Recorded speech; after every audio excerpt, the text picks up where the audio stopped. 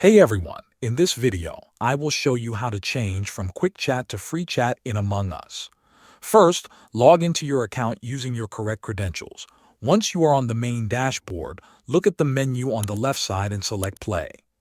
Next, choose online instead of local. After that, click on create game. This will open the game setup screen where you can adjust different options. At the top of this screen, you will see two tabs, general and chat. Select the Chat tab.